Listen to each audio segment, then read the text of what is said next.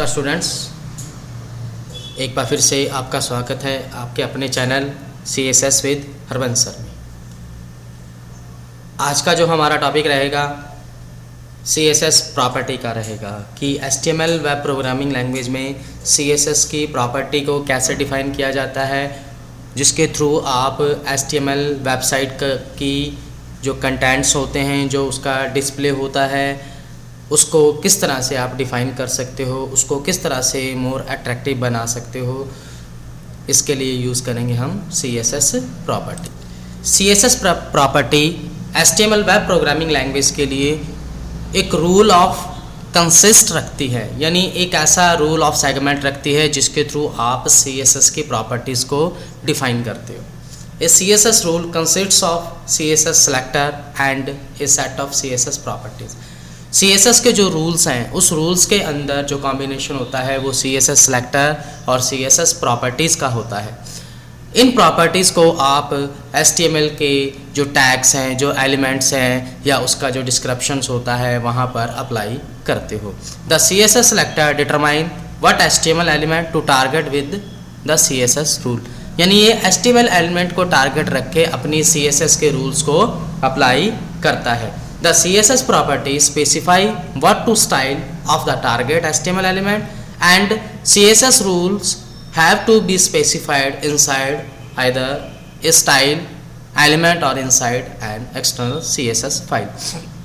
इन rules को आप किसी भी CSS के इनसाइड में भी डाल सकते हो, यानी प्रॉपर एक ही फाइल के अंदर भी क्रिएट कर सकते हो, या अदर फाइल में भी क्रिएट करके कर सकते हो, या एक्सटर्नल फाइल के रूप में क्रिएट करके आप उस फाइल को कॉल करवा के भी अप्लाई कर सकते हो।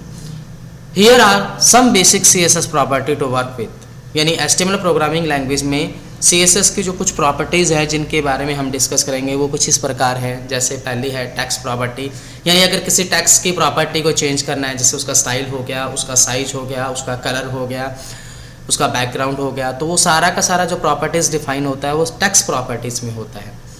नेक्स्ट आती है आपकी लिस्ट प्रॉपर्टीज़, यानी अगर आप CSS के थ्रू कोई लिस्ट बनाना चाहते हो या उसके ऊपर कोई प्रॉपर्टीज़ डिफाइन करना चाहते हो, जैसे ऑर्डर लिस्ट है, अनऑर्डर लिस्ट है, या डेफिनेशन लिस्ट है, तब आप CSS की इस प्रॉपर्टी का यूज़ करते हो।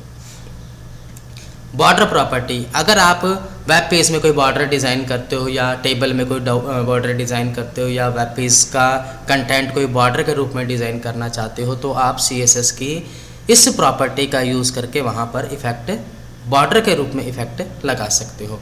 फॉन्ट प्रॉपर्टीज, फॉन्ट प्रॉपर्टी से आप फॉन्ट का स्टाइल चेंज कर सकते हो, जैसे एरियल ब्लैक करना है, थॉम्बा करना है, न्यू टाइम्स रोमन करना है।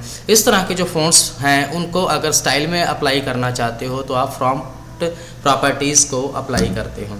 Colour and background properties, colour and background property का यूज़ वेब पेज की बैकग्राउंड डिज़ाइन करने के लिए, कंटेंट की बैकग्राउंड डिज़ाइन करने के लिए और उनको कलरफुल बनाने के लिए किया जाता है। नेक्स्ट आती है आपकी बॉक्स प्रॉपर्टीज। बॉक्स प्रॉपर्टी का यूज़ बॉक्सेस बनाने के लिए किया जाता है, यानी अगर वेब पेजेस में आप पैन बनाना चाहते हो, पैनल बनाना चाहते हो, तो आप बॉक्स प्रॉपर्टीज का यूज़ करते हो। इसी तरह से क्लासिफिकेशन ऑफ प्रॉपर्टीज़ है, यानी अलग अलग कैटेगरी की प्रॉपर्टीज़ भी हैं जो इसमें डिफाइन की गई हैं, जिनका यूज़ आप वेब प्रोग्रामिंग लैंग्वेज में करते हो।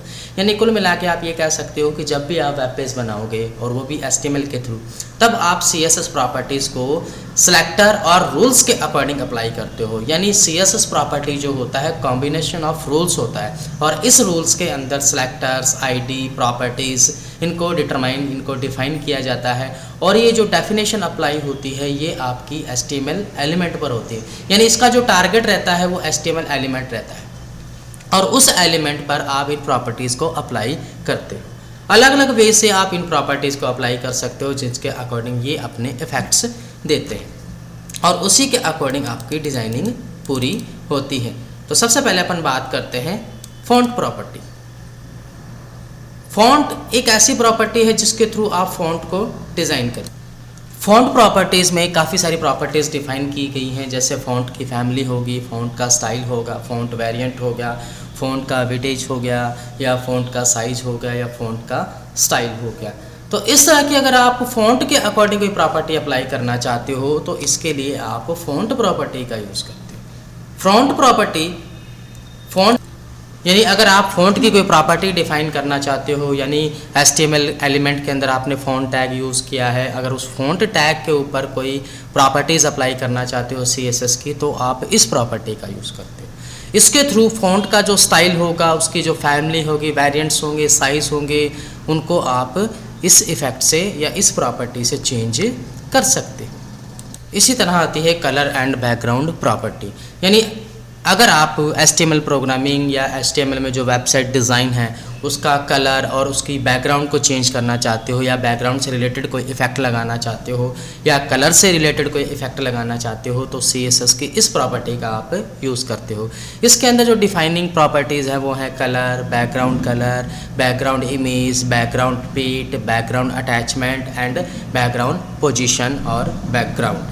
यानी यहाँ पर जो प्रॉपर्टी यूज़ की जाती है, आप अपनी वेब पेजेस जो आपका HTML में डिज़ाइन है उसकी प्रॉपर्टी पर आप कोई बैकग्राउंड में कलर दे सकते हो, बैकग्राउंड में इमेज लगा सकते हो, बैकग्राउंड के अंदर उसकी पोजीशन को डिफाइन कर सकते हो, तो उसके लिए आप CSS का यूज़ करते हो।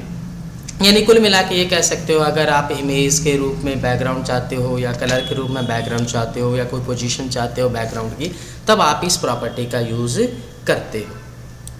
टेक्स्ट प्रॉपर्टी, यानी ये एक ऐसी प्रॉपर्टी है जिससे आप टेक्स्ट का स्टाइल चेंज कर सकते हो। जैसे वर्ड स्पेसिंग करना है, लेटर स्पेसिंग करना है, टेक्स्ट को डेकोरेट करना है, वर्टिकल अलाइनमेंट करना है, टेक्स्ट में कोई ट्रांसफॉर्मेशन लगाना है, टेक्स्ट की कोई अलाइनमेंट चेंज करनी है, या इंडेंट लगाना है, या उसकी कोई लाइन हाइट चेंज करनी है, तो इसके लिए आप CSS की टेक्स्ट प्रॉपर्टी अप्लाई करते हो। नेक्स्ट जो आपकी प्रॉपर्टी है वो है बॉक्स प्रॉपर्टी। इस प्रॉपर्टी का यूज़ आप CSS प्रोग्रामिंग लैंग्वेज में बॉक्सेस के अकॉर्डिंग करते हो। जैसे अगर आपने बॉक्स का टॉप मार्जिन करना है, राइट मार्जिन करना है, बॉटम लेफ्ट मार्जिन, या टॉप पैडिंग करनी है, राइट पैडिंग करनी है, बॉटम पैडिंग करनी है, लेफ्ट पैडिंग करनी है, तो आप इस प्रॉपर्टी का यूज़ कर सकते हो। बॉक्स प्रॉपर्टी में काफ़ी सारी कैटेगरीज है जिनके अकॉर्डिंग बॉक्सेस को डिज़ाइन किया जाता है, जैसे left border, right border, bottom border, top border, border style, border का कलर, उसकी विड्थ देनी है, उसकी हाइट देनी है, देन आप बॉक्स प्रॉपर्टी का यूज़ कर सकते हो। यानी अगर आपको वेब प्रोग्रामिंग लैंग्वेज में या वेबसाइट के बैकग्राउंड में या उसके फ्रंट पर कोई बॉक्स डिज़ाइन करना है और बॉक्सेस की कोई प्रॉपर्टीज़ अप्लाई करनी है, तो आप CSS की इस प्रॉपर्टी का यूज़ करते हो। इसी तरह से इसकी विड्थ, हाइट, फ्लोट आप आराम से डिफाइन कर सकते हो। इसी तरह से जो नेक्स्ट प्रॉपर्टी बचती है वो है क्लासिफिकेशन प्रॉपर्टीज़। क्लासिफिकेशन प्रॉपर्टीज़ के थ्रू आप display, white space, list style, list के ऊपर कोई इमेज लगानी है, लिस्ट स्टाइल की कोई पोजीशन बतानी है, या लिस्ट का कोई स्टाइल बताना है, देन इसके अकॉर्डिंग आप CSS की क्लासिफिकेशन प्रॉपर्टीज़ का यूज़ करते हो। यानी आप अपनी कैटेगरी के अकॉर्डिंग जहाँ पर जिसकी ज़रूरत है आप CSS की उस प्रॉपर्टी का यूज़ कर अपना डिस्क्रिप्शन, अपना इफेक्ट अप्लाई कर सकते। यानी जहाँ रिक्वायरमेंट है आप उसके अकॉर्डिंग CSS प्रॉपर्टी को अप्लाई कर सकते हो। अलग अलग कैटेगरी के अकॉर्डिंग बनाई गई हैं, अलग अलग रूल्स के अकॉर्डिंग ये डिफ़ाइन की गई है, जिनको पर्टिकुलर सिचुएशन के लिए आप अपनी वेब प्रोग्रामिंग लैंग्वेज में यूज़ करते हो। तो इसी तरह से नेक्स्ट सेशन में हम इनको डिटेल से पढ़ेंगे, डिस्क्रिप्शन के साथ पढ़ेंगे, और इनकी विद प्रोग्रामिंग एग्जाम्पल के साथ हम स्टडी करेंगे। Thank you.